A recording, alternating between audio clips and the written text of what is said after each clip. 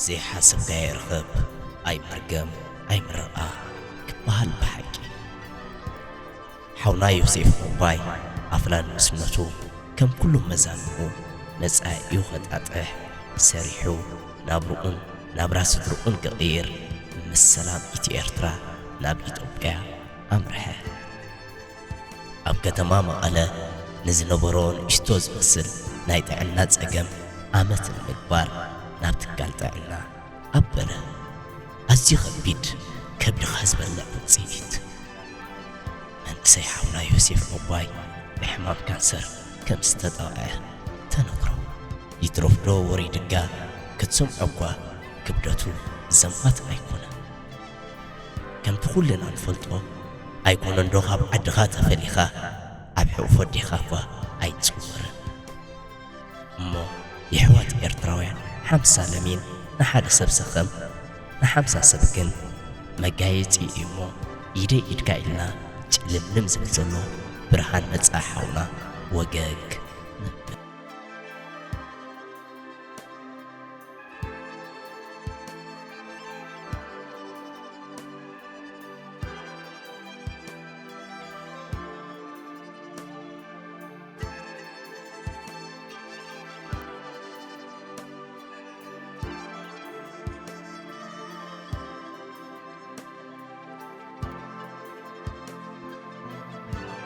سلام كما يتقولوا أب ملا علم تركبوا دقي زحلال مريت إيرتراويان أحواتي لومي أب زي معتزي ناباهم حيزنا ومتينا زلنا حسب قداي متحيقاز إيرتراويان أب إثيوبيا أديس أبابا مالتيو محبر وغني بزقات أمزي كاب أبالات محبر قال سبات حيزا متيلهو حفشاو مثل نايتا محبر كبروه لنا بو من تركا نلوم معنتي حد استشجر حونا حزنا متينا لنا نسون كلا لنا يشمو كومون دابرنا نابزي نلوم معنتي حزنا متينا لنا حساب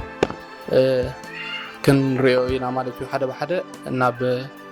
زوم سايزلو يحواتي كبلكم مجمرة تدرس مكيل بحم كتيلة زي محبر زي أخت مسرت كلا أبقات عمي الاليات الجميلة كن نابز درجة زخت بتصح تقبرة قال أنا قرأت كافتن ريو بزعدي بزح زقات وشجرات مالتي تحني غنى بسندت فاي شجرة محكم دسيسة بزيات جميلة تمحور الزخ لك من الوقت حدث كوت كله أول حين يتدي حمسة كايو قال لكم خير تأكي بوجن متعينة برامج سكندمت كلنا زين الشات حكي مالتي كتير زاو حفرزيا بعصرت حمشة سنوات جميلة كمون بزحنا سنوات إذا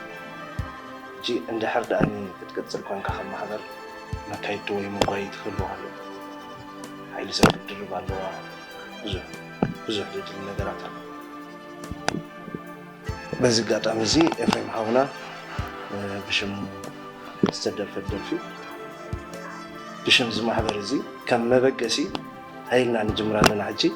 بشم زي محبر زي يوسف حونا كم هي بالله دلونا يتسقمات نيتنا بعدي بعد أي مالتي شمن سور أحمد بوال زي محبر زي علام وستاي مسل محبر متحجز إيرتراويان بإثيوبيا أديس أبابا كمون زي محبر زي علام أنت يمثل بزبل زروا هيمانة يفلني أو رجال ما يفلني بوليتيكا ما يأتوني كلاتنا سلام ما ينا خستانينا تأكيبنا بحد خستايا بحد دمتي سبنا حق زلون سبنا ردالون ننبعدنا نتحقق زلون علامة زي علامة خل خستايا بولون اللو حواتي أبزي بزيادة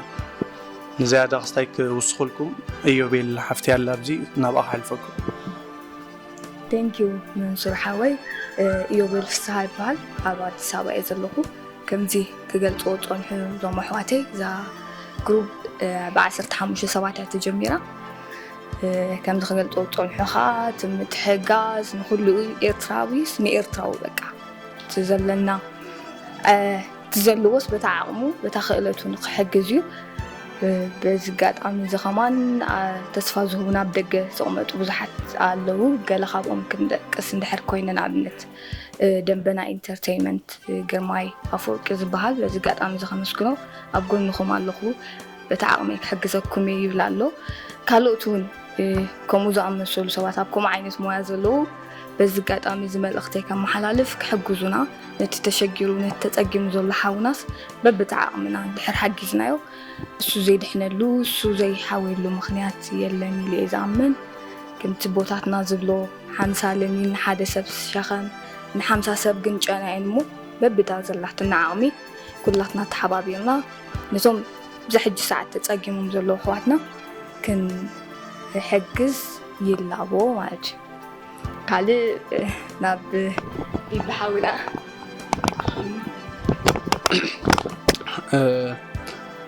ፅቡቕ ዕላማ እዩ እግዚኣብሔር ኣምላኽ ይተሓወሶ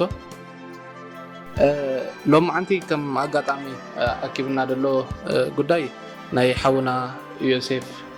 ሽግር እዩ ወይ እውን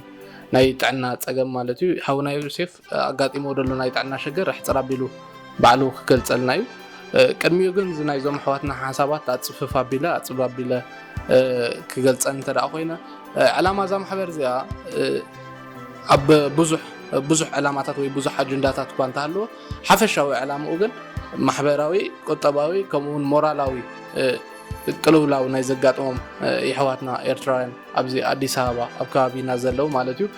እዚ ዓይነት ሽግራት እዚ ንምቕራፍ እዩ ካልእ ተወሳኺ ዕላማ የብላን ኣውራጃዊ ኣጠማምታ የብላን ሃይማኖታዊ ኣጠማምታ የብላን ከምኡውን ፖለቲካዊ ስነ ሓሳብ ኣይተካትትን ዝኾነ ሰብ ነናቱ ፖለቲካዊ ስነ ሓሳብ ክህልዎ ክእል ኣብዛ ማሕበር እዚኣ ግን ዝኾነ ፖለቲካዊ ስነ ሓሳብ ኣይካተትን በቃ ሲቪል ማሕበር ወይ ሶሻል ማሕበር ብምዃን እያ ክትቅፅል ከምዚ ክብልዎ ዝፀንሑ እዞም ኣሕዋትና 50 ለሚን ን50 ሰብ መጋየፂ ወይ ጨናየን ንሓደ ሰብ ግን ዝሰኸመየን እሞ እዞም ኣብ ደገ ወይ ኣብ ወፃኢ ሃገር ዘለኹም ወይ እውን ኣብ ውሽጢ ኣዲስ ኣበባ ወይ ኢትዮጵያ ኮንኩም እውን ዓቕሚ ዘለኩም ሰባት ሓውና ነድሕነሉ ሓፍትና ነድሕነሉ ንሓውና ንሓፍትና ደይከውን ገንዘብ ኣይንታይና እሞ ኢደ ኢድ ካይልና ናይ ህዝብና ሽግር ብሓባር ተፈታሕና ይሓይሽ ዝብል ሓሳብ ሒዞም እዮም ተበጊሶም ዘሎ ምስለን እዞም ኣሕዋትና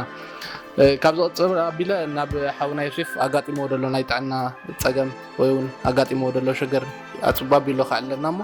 ናብ ኤፍሬም ክምለስ ሽዑ ማለት እዩ ሕራይ ዮሴፋ ከመይ ኣለኻ ፅቡቕ ሕፅር ኣቢልካ ኣጋጢምካ ደሎ ናይ ጥዕና ፀገም ወይ ከመይ ጌርካ ከዓ ትሓልፎ ኣለካ ዘለካ ኩነታት ከዓ ክትገልፀልና እሞ መጀመርያ ሽመይ ዮሴፍ ይበሃል እዚ ሕማም እዚ ካብ ዝጅምረኒ 3 ዓመት ገይሩ ኣሎ ማለት ኣብ ኣስመራ ከለኹ ዝኾነ ነገር ኣይፈልጣን እየ ነይረ እንታይ ዓይነት ሕማም ምዃና ወይ ዝኾነ ነገር ኣብዚ ምስ መፅኹ ግን ካንሰር እያ ገለመለ ኢሎ ነጊሮምኒ ማለት እዩ ክሳብ ዝሕጂ ሰዓት ድማ ዝኾነ ናይ ሕክምና ብመቐለ ወሲደ ደሓን ኮይነ ነይረ ብዝሕጂ ሰዓት ግን ዝኾነ ናይ ሕክምናዊ ብገንዘብ ይኹን ወላ እውን ሕክምና ብሪጋ ኹን ገለመለ ዝኾነ ይኹን ነገር ሓገዝ ክረክብ ኣይከኣልኩን ማለት እዩ እታ ሕማም ድማ እንዳወሰኸት ከይዳስ ናብ ካልእ ነብሰይ እውን ትምዕብል ኣላ ኣብዚ ሕጂ ሰዓት ድማ ብፈውሲ ቃንዛ ማለት ፓናዶል ዲክሎፊን ድማ መርፍእ እንዳወሰድኩ ድማ ግዜ ከምኡ ይሓልፉ ኣለኹ ማለት እዩ ሕራይ ዮሴፍ ሓወይ እዚ ሕማም ከባቢ 3 ዓመት ተዳ ገይሩ ምሳኻ ኣብዚ ኢትዮጵያ እውን መናብሮ ንፈልጦ ኢና ኩላትና ናይ ሕክምና ሽግር እውን ከምዚ ክትገልፆ ዝፀናሕካ እንድሕር ሃልዩ መዓልታዊ መድሃኒት እንዳወሰድካ እንታይ እዩ ምንጪ ኣታዊ ወይ ከዓ ገንዘብ ክትረክበሉ ትኽእል ሚንስ እንታይ እዩ ደለካ እስኪ የዕሎም ንሓብሮም ነዞም ኤርትራውያን ኣሕዋትና ከዓ ማለት ሓወይ ዳኣለኒ በቃ ካብቲ ዓቕሙ በቲ ስድራናቱ ለዎ ፋሚሊ ስለ ዘለዎ በዓል ሓዳሪ በቃ ካብቲ ዓቕሙ ግን ንሱ እዩ ድሕግዘኒ ማለት እዩ በቃ ናብቲ ሕክምና ከይድ ከለኹ ይኹን ናብ ዝኾነ ቦታ ክንቀሳቐስ ብሕክምና ምክንያት ብኖርማል ታክሲ ከም ሰብ ተሰቒለ ክኸይድ ኣይክእልኒ ምክንያቱ ምስቲ ኣብ መንጎ ጠጠው ትብሎ ከምቲ ድሌትካ ኮፍ ኣይትብልኒ ኢኻ ምስቲ ናይ ሄቆይ ደቐን ዝወኒ ምስቲ ዘለኒ ሕማም ምስ ናይ ክሳደይ ፀገም ገለመለ ምስ ኩሉ ማለት እዩ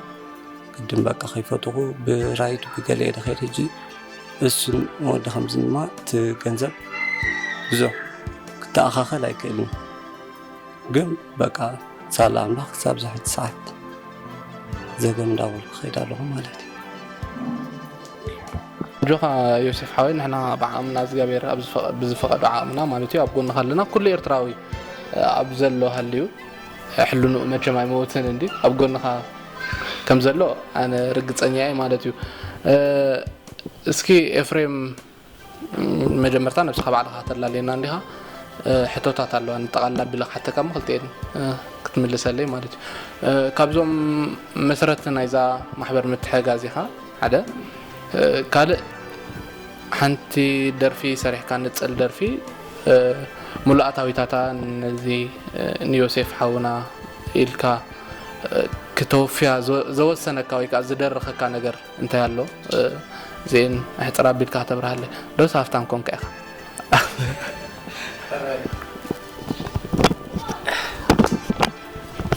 መጀመርያ ኤፍሬም ፀጋይ ይበሃል ኤርትራዊ ገይሩ ዝፈጠረኒ ነቲ ሙሉእ ጥዕና ዝሃበኒ ልዑል ፈጣሪ ምስጋና ይኹን እንተቲ ብዛዕባ ምህላው ዝበልካዮ ግን ሃሊኒ ዘይኮነስ ከምቲ ኩሉ ሰብ እኳ ዳ ተሓዊለ ወይ ተሓጊዘ ዝነብር እንተተፀጊመ ከዓ በቲ ተሓሊቡ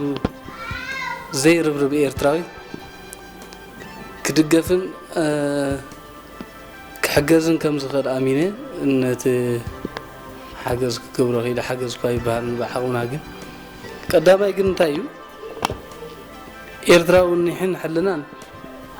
ንኣምላኽ ቀረባ ኮይኑ ዝስማዕኒ ካልኣይ ባህልናን ኣመፃፃ ወለድና ወይ ታሪክ ወለድና ብግቡእ ኣብ ደመይ ሰሪፁ ኢለ ይኣምን ኣነ ሳልሳይ ከዓ ኤርትራዊ ተፀጊሙ ክሪኦ ከለኹ ወይ ኤርትራዊ ብሰንኪ ፀገም ኣብ ሕማቕ ክወድቕ ክሪኦ ከለኹ ንዓይቲ ዝዓበየ ሕማም ኢለ ክወስዶ ይኽእል ማለት እዩ ውፅኢት ናይዚ ከዓ ናይቶም ልባማትን ለጋሳትን ወለድና ዝኾኑ ስለ ዝኾነ ወይ ንሶም ስለ ዝመሃሩና ኢና ንሕኡ ክንገብሮ ኸይድና እምበር ካባና ዝመንጨወ ኣይኮነን ተጠቓላሊ ክሪኦ ከለኹ ግን ኤርትራዊ ንዓይ ፍቕሪ ሓቦኛ ወይ ኩርዓት ኢለ ክገልፆ ይቐለኒ እሱ ስለ ዝኾነ ከዓ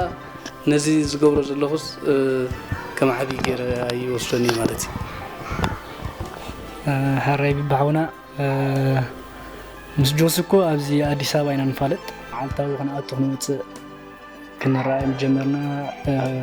ሓደ መዓልቲ ኮፍ ኢልና ምስ ዕለልና ማለት እዩ ከምዚ ፀገም ኣለኒ ኢሉ ዕሊልኒ ማለት እዩ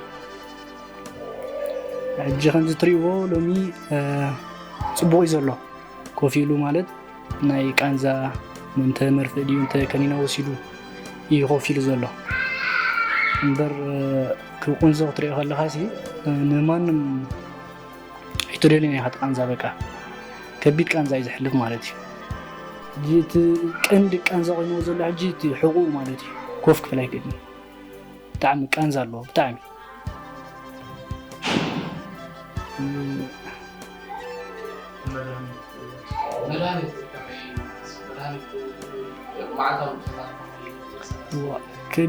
ከቢድ እዩ ምክንያቱስ ሓንቲ ከኒና ከማን ኣይተእኽሎን እያ ንመዓልቲ ሳብ 10 ከኒና ውን ክውሕጥ ኽእል እዩ ንመዓልቲ ማለት እዩ እቲ ዝሪአነ ማለት እዩ ስኹም ዝዓዲ ኣብዛ ዓዲ ክንፈልጦ ከዓ ብጣዕሚ ክቡር እዩ ዝኾነ ነገር ማለት እዩ ብጣዕሚ ክቡር እዩ ኣነ ከማን ከመይ ኢሉ ይሓልፎ ኣሎ ብጣዕሚ እዩ ዝገርመኒ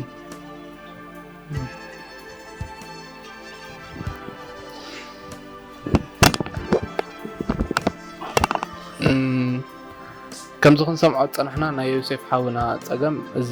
ክንሪኦ ፀናሕና እዩ ናይ ዮሴፍ ሓውና ፀገም ናይ ኩላትና ፀገም ከም ምዃኑ መጠን ነዛ ቪድዮ እትከታተሉ ሰባት በዚ ኣብ ታሕቲ ንፅሕፈልኩም ኣድራሻ ሓገዝኩም ክተበርክቱ ትኽእሉ ኢኹም ማለት እዩ ኣብ መወዳእታ ቴድሮስ ገለ መጠቓለሊ ግበረልና ብሽምዛ ማሕበር እሞ ክንዓፅዋ እዛ መደብ ሓራይ ኩሉ ከምዚ ክንዕዘቦ ፀናሕና ኦልሬዲ እታ ማሕበር ሕጂ እያ ትጅምር ደላ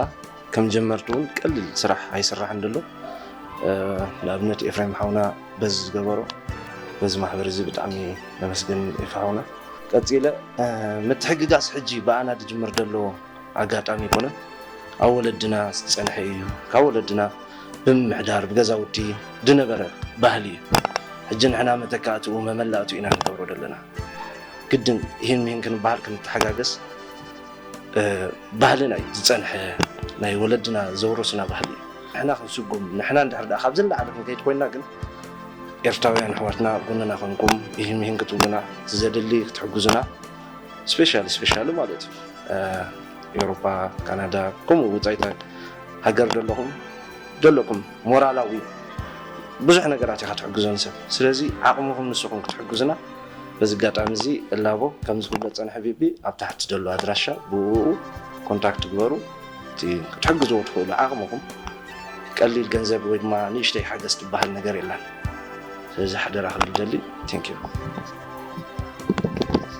شيء بزي قات عمي بتعمي دمسجناكم بحق إيرتراون نتكاد خرع في التعمي يدر دلهم أبكر معيني مالتيو يوسف حاونا مدة محرات قبرلك እግዚአብሔር አምላክ ስደትና ይወዳልና ሽግርና ይወዳልና ዝኸብኩም ኤርትራውያን ኣሕዋተይ እዛ ብሽም እዚ ማሕበር ንዮሴፍ ሓውና ተወፊያ ዘላ ንፅል ደርፊ ከዋኒተይ ዘርእስታ ኮይና ኣብ ዝመፅእ ዘሎ ዓርቢ ኣብ ስታር ኢንተርቴይንመንት ክዝርግሓልኩም እያ እቶም ብገንዘብ ንዮሴፍ ሓውና ኹን ነዛ ማሕበር ብምሕጋዝ ኤርትራዊ ወገኑ ክረድእ ዝኽእል كحجز يخالي تزاي كأني فيو بمقبار نزا فيديو زيا ونزا كليب زيا يوسف حاونا حجز سلازخونت مالوتي حنت فيو حنت حجز سلازخونت فيو بمقبار شير بمقبار لايك بمقبار تحابرنا بتحتنا يلابو مالوتيو بسترفه زيد فكركم